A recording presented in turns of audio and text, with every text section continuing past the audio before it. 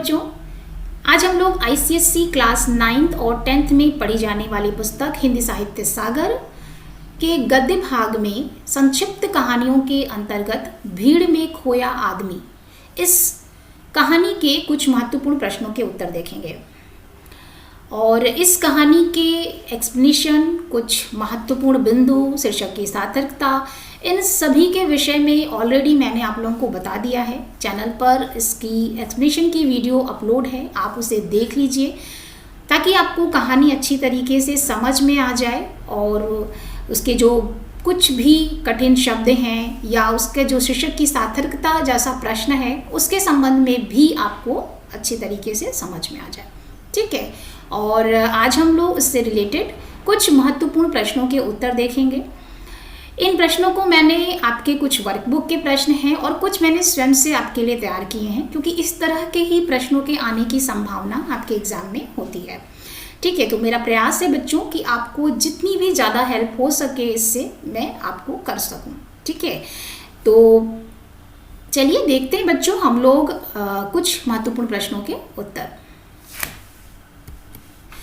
भीड़ में खोया आदमी, इस कहानी के लेखक हैं लीलाधर शर्मा पर्वतीय जी, और इस कहानी के माध्यम से लेखक जनसंख्या वृद्धि की ओर हमारा ध्यान आकर्षित कर रहे हैं। मूलतः ये एक निबंध है और इसमें जनसंख्या वृद्धि से होने वाले दुष्परिणामों की ओर ही ध्यान आकर्षित करना, उसके किस प्रकार से क्या परेशानियां हो सकती हैं, इस संबंध में ही पूरा निबंध है। ठीक है, जब आप एक्सप्लेनेशन देखेंगे इसकी, उस वीडियो को देखिए, उसमें आपको समझ में आ जाएगा। ठीक है, और आज हम लोग कुछ प्रश्नों के उत्तर देखते हैं। तो एक गद्यांश पहला है आपका कि 15 दिन पहले आरक्षण के लिए स्टेशन पर गया तो वहां पहले से ही लोगों की लंबी कतार खड़ी थी। ठीक है, इससे रिलेटेड प्रश्न है, लेखक कहाँ जा रहे थे और क्यों? लेखक अपने अभिन्न मित्र बाबू श्यामला कांत जी की बेटी के विवाह में सम्मिलित होने के लिए हरिद्वार जा रहे थे। ठीक है, क्लियर बच्चों? तो यहाँ पर जब आप लेखक को बताएंगे तो लेखक के साथ ही आप ब्रैकेट में चाहे तो आप जो है लीलाधर शर्मा पर्वतीय जी का नाम लिख सकते हैं और उससे भी आपका क्लियर हो जाएगा। ठीक है, और नहीं भी लिखेंगे तो कोई बात नहीं, आप लेखक करके ही अपने प्रश्नों के उत्तर दे सकते हैं। ठीक, क्लियर। नेक्स्ट आपका प्रश्न है, स्टेशन पर आरक्षण क्यों नहीं हो पाया? ठीक है, उत्तर है, लेखक को अपने मित्र की बेटी के विवाह में हरिद्वार जाना था, इसलिए वह ट्रेन में आरक्षण के लिए 15 दिन पहले ही स्टेशन पर गए, किंतु वहां पर लोगों की लंबी कतार खड़ी थी। घंटों प्रतीक्षा के बाद जब उनकी बारी आई तो पता चला कि किसी भी गाड़ी में स्थान खाली नहीं है, अतः उन्हें आरक्षण नहीं मिल पाया। ठीक है, तो इस तरह से आप प्रश्न के उत्तर लिखेंगे और कुछ जो इम्पोर्टेंट चीज़ें हैं उसको आप हाईलाइट करेंगे। ठीक है, क्योंकि 2-3 पॉइंट्स अच्छे लिखने चाहिए कीवर्ड्स के रूप में। ठीक है, नेक्स्ट आपका प्रश्न है, लेखक को कैसे यात्रा करनी पड़ी और उनका अनुभव कैसा रहा? उत्तर आप लिखेंगे, लेखक को बिना आरक्षण के ही यात्रा करनी पड़ी क्योंकि उनका हरिद्वार जाना आवश्यक था। जब गाड़ी आई तो उसमें तिल रखने की भी जगह नहीं थी और प्लेटफॉर्म पर चढ़ने वालों की भीड़ भी जबरदस्त धक्कम धक्का करने में लगी थी। लेखक के पास सामान कम था, फिर भी उन्हें कुली की सहायता लेनी पड़ी। कुली ने ही लेखक को खिड़की की ट्रेन से अंदर धकेला, नहीं तो गाड़ी छूट गई होती। ठीक है, तो ये सारी जो लाइंस हैं आपको कहानी से ही मिल जाएंगी। थोड़ा सा आपको इधर से थोड़ा सा आपको इधर उधर करके थोड़ी चीज़ों को ऐड करके इस तरह से ही प्रश्नों के उत्तर लिखने हैं ताकि आपका जो प्रश्न है वो प्रभावशाली हो, क्योंकि कुछ कीवर्ड्स आपको ज़रूर लिखने चाहिए। ठीक है, तो फिर नेक्स्ट क्वेश्चन आपका है, लेखक को कहाँ गाड़ी बदलनी थी? प्लेटफॉर्म पर उतरकर उन्होंने क्या देखा? उत्तर आप इस तरह से लिखेंगे, लेखक को लक्सर में गाड़ी बदलनी थी, वहाँ भी गाड़ी भरी हुई थी। किसी तरह खिड़की से बाहर कूदे तो उन्होंने देखा कि पूरी ट्रेन की छत यात्रियों से पटी पड़ी है। लोग अपने प्राण संकट में डालकर ट्रेन की छत पर यात्रा करने के लिए मजबूर हैं और लोगों को रेल के नियम व्यवस्था और अनुशासन का कोई ध्यान नहीं है, क्योंकि इतनी जनसंख्या हो गई है कि आपको किसी भी चीज़ का ख्याल नहीं है। और लक्सर में गाड़ी बदलनी थी, ये आपको ध्यान रखना है, क्योंकि मैं बच्चों आपको बार बार कहती हूँ कि डिस्क्रिप्शंस जो भी होते हैं, मेन जो चीज़ें हैं उसको ध्यान में रखा कीजिए।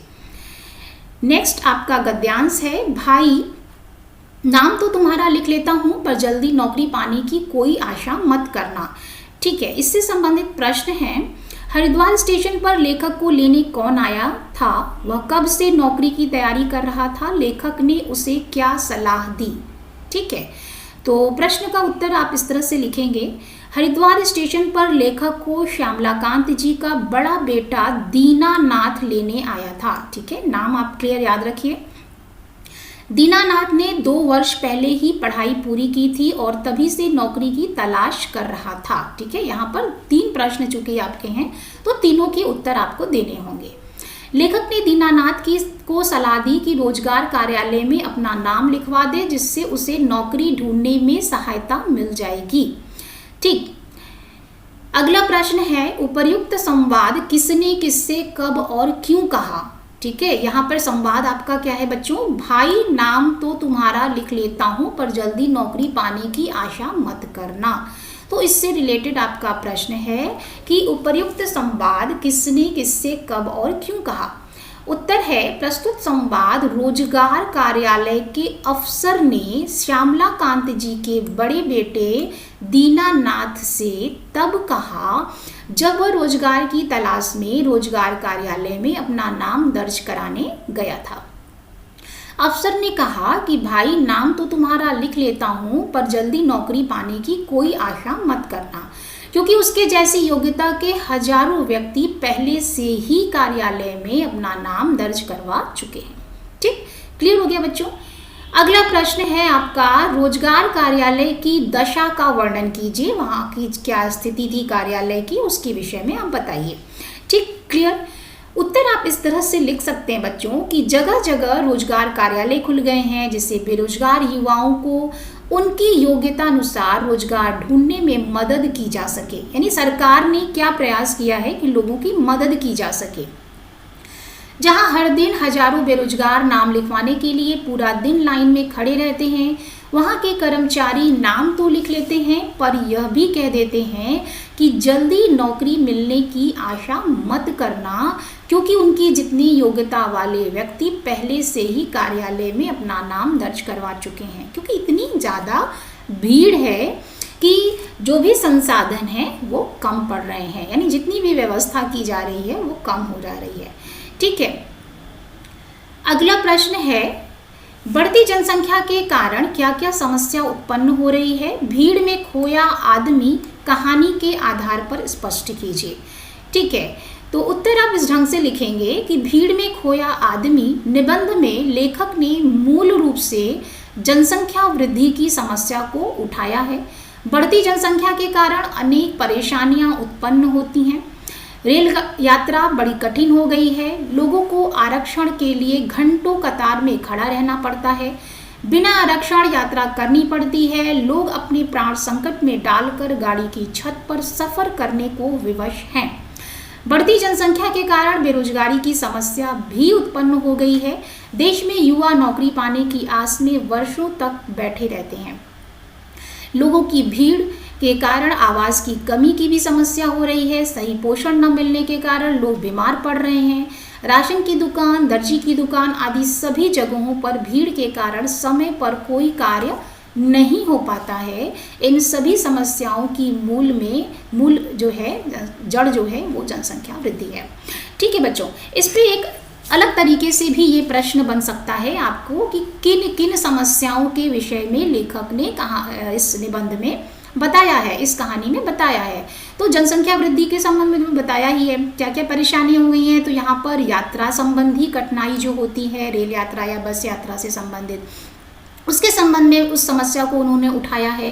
बेरोजगारी की समस्या को उठाया है, आवास की समस्या, आवास की कमी की समस्या को उठाया है लेखक ने। और सही पोषण न मिलने के कारण लोग बीमार रहते हैं, यानी कुपोषण की जो समस्या हमारे देश में हो रही है उसके संबंध में लेखक ने उस समस्या की ओर ध्यान आकर्षित किया है। साथ ही साथ राशन की दुकान, दर्जी की दुकान, सब जगह जो भीड़ है उसकी समस्या को उठाया है। यानी जो ये सारी जगहों पर जो विभिन्न प्रकार की समस्याएं उत्पन्न हो रही हैं उन पर हमारा ध्यान आकर्षित किया है। तो मान लीजिए आपको प्रश्न आता है कि किसी 2 समस्या को बताइए या किन किन समस्याओं के बारे में कहा है, तो इस तरह के प्रश्न के उत्तर में भी आप इस तरह से लिख सकते हैं। ठीक है, फिर अगला गद्यांश आपका है, क्या तुम्हारे पास यही 2 कमरे हैं? तो इससे संबंधित प्रश्न है, यह कथन किसने किससे कहा और उसे क्या उत्तर मिला? उत्तर लिखेंगे आप, प्रस्तुत कथन लेखक ने अपने मित्र श्यामलाकांत बाबू से कहा। ठीक है, श्यामलाकांत बाबू ने लेखक को बताया कि 2 वर्ष पहले जब वह शहर में आए थे तब से ही मकान की तलाश में चक्कर काट काट कर उनके जूते घिस गए, किंतु ढंग का मकान नहीं मिला। थक कर साल भर बाद मकान के नाम पर सिर छिपाने के लिए गली के अंदर यह छत मिली है। ठीक है, तो ये पूरी बातें आप उसमें लिखेंगे क्योंकि यहाँ पे 3 प्रश्न हैं, तो तीनों के उत्तर आपको देने हैं। अगला प्रश्न है, फौज का क्या अर्थ है? किसने घर में बच्चों की फौज खड़ी कर ली थी? ठीक है, तो इस प्रश्न का उत्तर आप इस तरह से लिख सकते हैं कि फौज का शाब्दिक अर्थ है सेना, टोली या अधिक संख्या। ठीक है, लेखक के मित्र श्यामलाकांत जी ने अपने घर में बच्चों की फौज खड़ी कर ली थी, अर्थात श्यामलाकांत जी का परिवार बहुत बड़ा और अनियोजित था। ठीक है, तो इस तरह के शब्द आप लिखेंगे तो उत्तर आपका प्रभावशाली होगा। तो आप इन शब्दों पर जरूर ध्यान दिया कीजिए बच्चों। ठीक है, नेक्स्ट आपका प्रश्न है, श्यामलाकांत जी कौन है, उनका संक्षिप्त परिचय दीजिए। तो चरित्र चित्रण आपको एक प्रश्न इस तरह का आ ही जाता है, तो उत्तर आप इस ढंग से लिखेंगे, श्यामलाकांत जी लेखक के अभिन्न मित्र हैं। वे स्वभाव से बहुत ही सीधे सादे, परिश्रमी, ठीक है, ये पॉइंट हो गया, परिश्रमी ईमानदार व्यक्ति थे, किंतु निजी जीवन में क्या थे, वो लापरवाह व्यक्ति थे। वे लेखक से उम्र में छोटे थे किंतु अपने घर में बच्चों की फौज खड़ी कर ली थी। उनके 8 बच्चे थे, उनकी आमदनी सीमित थी और परिवार अनियोजित था। यही कारण है कि उनका परिवार सुखी नहीं था। ठीक है, ये 3-4 पॉइंट्स आप लिख दीजिए। ठीक है, तो आपका उत्तर कंप्लीट हो जाएगा।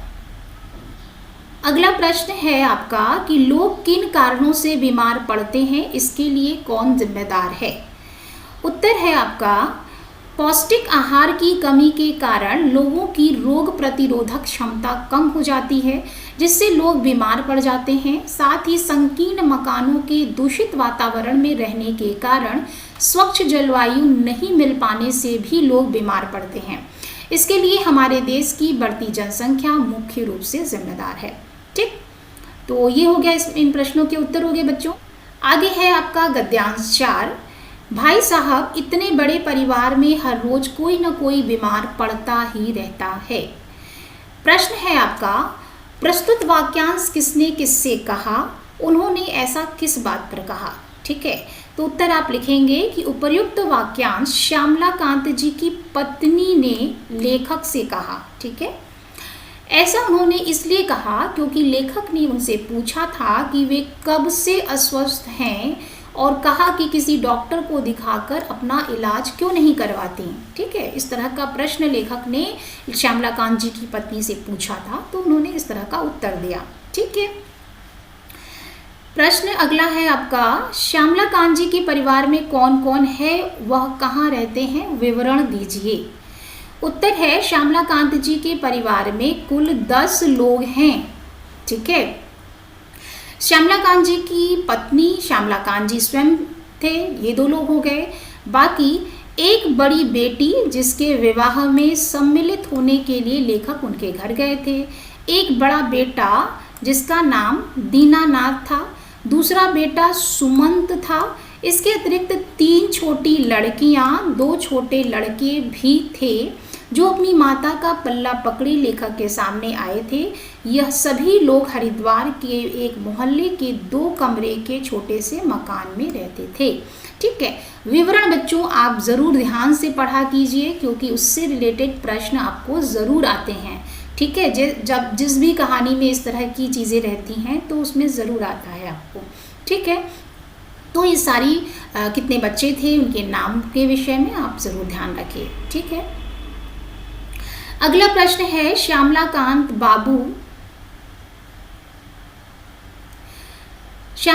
बाबू का परिवार अस्वस्थ क्यों रहता था, स्पष्ट कीजिए।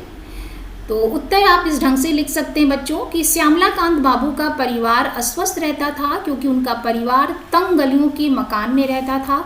वहाँ का वातावरण स्वच्छ नहीं था, उनका परिवार भी बड़ा था जिसके कारण खाने पीने की उचित व्यवस्था भी नहीं हो पाती थी।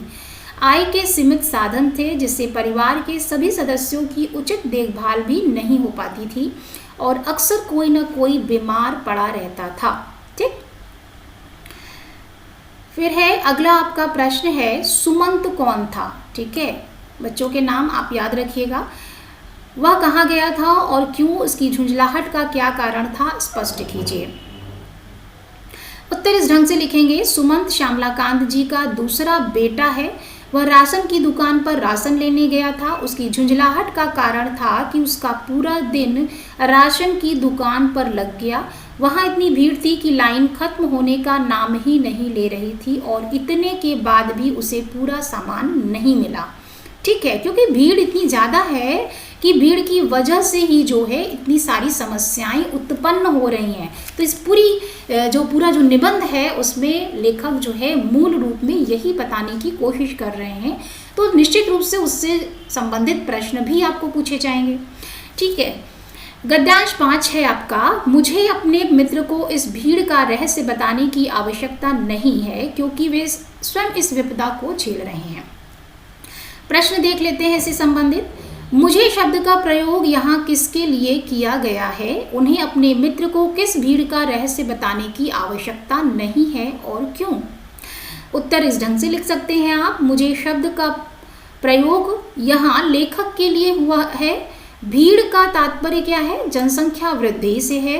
लेखक को अपने मित्र श्यामलाकांत जी को तेजी से बढ़ रही जनसंख्या के बारे में बताने की आवश्यकता नहीं है क्योंकि उन्होंने स्वयं ही अपने घर में बच्चों की फौज खड़ी कर ली थी और इस समस्या को वो खुद ही झेल रहे थे, तो जिससे यह रहस्य उनके समक्ष स्वयं ही उजागर हो गया था। ठीक है, क्योंकि वो खुद ही इन समस्याओं को झेल रहे थे, आर्थिक समस्याएं, आवास की समस्या, स्वास्थ्य की समस्या, बेरोजगारी की समस्या, तो उनको बताने की आवश्यकता नहीं थी।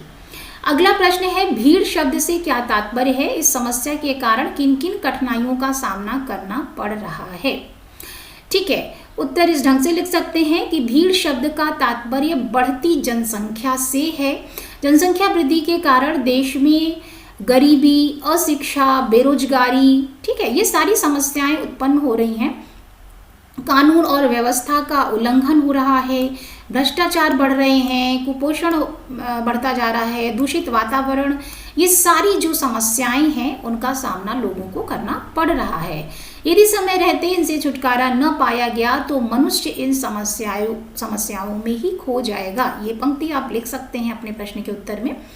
ठीक है, क्योंकि लेखक का पूरा जो उद्देश्य है वो यही है कि अगर भीड़ को कम नहीं किया गया तो भीड़ में हम कहीं गुम हो जाएंगे, इन समस्याओं को झेलते झेलते ही हमारा जीवन निकल जाएगा।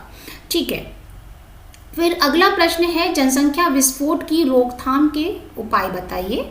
तो इसमें से आपको 1-2 उपाय भी पूछा जा सकता है या 4 उपाय पूछे जा सकते हैं, तो आप कुछ 2-4 रखिए दिमाग में, जिस तरह के भी प्रश्न आए उसके उत्तर उस ढंग से लिख दीजिए।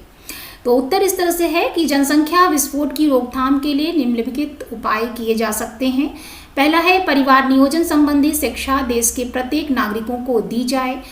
महिला शिक्षा पर बल दिया जाए जिससे महिलाएं स्वयं के प्रति जागरूक हो सकें। विवाह की आयु सुनिश्चित की जाए। संतानोत्पत्ति की सीमा का निर्धारण किया जाए। स्वास्थ्य सेवा एवं मनोरंजन के साधन उपलब्ध किए जाएं। परिवार नियोजन के विभिन्न उपायों के लिए सरकार द्वारा जागरूकता अभियान चलाया जाए। ठीक है, बहुत बार ऐसा होता है बच्चों कि बहुत से नियम कानून बने होते हैं, लेकिन हम नागरिक जो हैं उन्हें फॉलो नहीं करते हैं, उन पर ध्यान नहीं देते हैं। ठीक है, तो इस कारण से भी नियम कानून बनाने भर से ही नहीं होता है, बल्कि उसको ज़रूरत है कि उसका प्रयोग किया जाए, उसको नियम को फॉलो किया जाए। ठीक है, अगला प्रश्न आपका है, बढ़ती जनसंख्या के कारण होने वाली परेशानियों से छुटकारा पाने के लिए लेखक ने क्या सुझाव दिए हैं? उत्तर है, लेखक का सुझाव है कि विभिन्न प्रकार की समस्याओं का मूल कारण जनसंख्या वृद्धि है।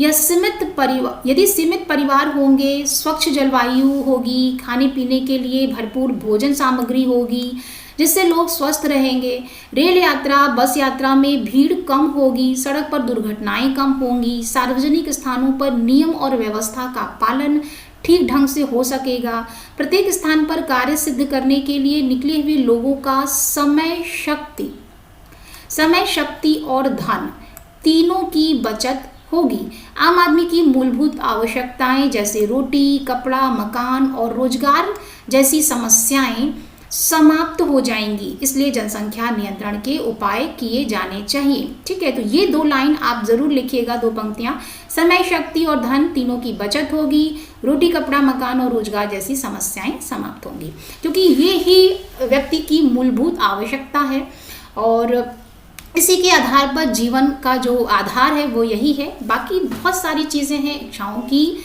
कभी कमी नहीं होती है, इच्छाएं जितनी भी पूरी होती जाएं इंसान की महत्वाकांक्षाएं बढ़ती रहती हैं। ठीक है, लेकिन मूलभूत आवश्यकताओं का पूरा होना आवश्यक होता है। ठीक है बच्चों, तो ये प्रश्नों के उत्तर हो गए आपके। इसमें से बहुत सारे प्रश्न मैंने आपके लिए स्वयं ही तैयार किए हैं, कुछ प्रश्न आपके वर्कबुक के भी हैं और मूलतः आप लोगों के लिए आवश्यक ये है कि आप इन प्रश्नों के उत्तर किस ढंग से लिखना है इसके संबंध में जानिए, क्योंकि प्रश्नों का उत्तर आपको खुद से ही लिखना है, तो उसे ढंग से समझने की कोशिश कीजिए। हूबहू यही उत्तर आपको नहीं लिखना है और हूबहू यही प्रश्न आ जाए ऐसा भी संभव नहीं है। अगर ऐसा ही प्रश्न आ भी जाता है तो भी आपको सेम उत्तर लिखने की आवश्यकता नहीं है, आप स्वयं से लिखने का प्रयास कीजिए, क्योंकि आप जब खुद से लिखेंगे प्रश्नों के उत्तर तो निश्चित रूप से आपका मौलिक विकास भी होगा और निश्चित रूप से आप अच्छे अंक भी प्राप्त करेंगे। ठीक है, तो मैं आपको सिर्फ एक आधार देने का प्रयास करती हूँ कि लेखन क्षमता भी बढ़े, क्योंकि अगर आप स्वयं से लिखेंगे तो लेखन क्षमता भी बढ़ेगी आपकी। ठीक है, और आपकी स्पेलिंग मिस्टेक्स भी कम होंगी, ये भी आपके लिए बहुत ज़रूरी है, क्योंकि बोर्ड एग्ज़ाम में आपको स्पेलिंग मिस्टेक्स नहीं करने चाहिए बच्चों, तो इसका भी ध्यान रखिए, आप प्रैक्टिस कीजिए और जितने भी प्रश्न मैंने आपको बताए उन्हें अच्छे से देखिए, कुछ और प्रश्नों के उत्तर भी आप लिखने का प्रयास कीजिए। ठीक है, तो आपके एग्ज़ाम में ज़रूर हेल्प हो जाएगी। ठीक, तो मैं उम्मीद करती हूँ बच्चों कि आपको ये सारे प्रश्नों के उत्तर समझ में आ गए होंगे। इन प्रश्नों के उत्तर आप सुनिए कई बार, इन्हें पढ़िए, नोट कर लीजिए। ठीक है, तो आपके लिए ये बहुत ही हेल्पफुल होगी। ठीक है, और आपके एक्सप्लेनेशन की जो वीडियो है बच्चों मैंने ऑलरेडी डाल रखी है चैनल पर, उससे आप कहानी को भी अच्छी प्रकार से समझ सकते हैं। और आपका आईसीसी का पूरा सिलेबस, कविता, कहानी या एकांकी संचय जो भी है, सबकी एक्सप्लेनेशन और क्वेश्चन आंसर्स की वीडियो ऑलरेडी चैनल पर अपलोड है बच्चों, तो उन्हें आप देखिए, उससे आपको निश्चित रूप से मदद मिलेगी और आप अपने बोर्ड की एग्ज़ाम की तैयारी बहुत अच्छे से कीजिए, अच्छे अंक प्राप्ति कीजिए, सफल होइए आप। ऐसी ही शुभकामनाएं हैं मेरी। All the best, thank you.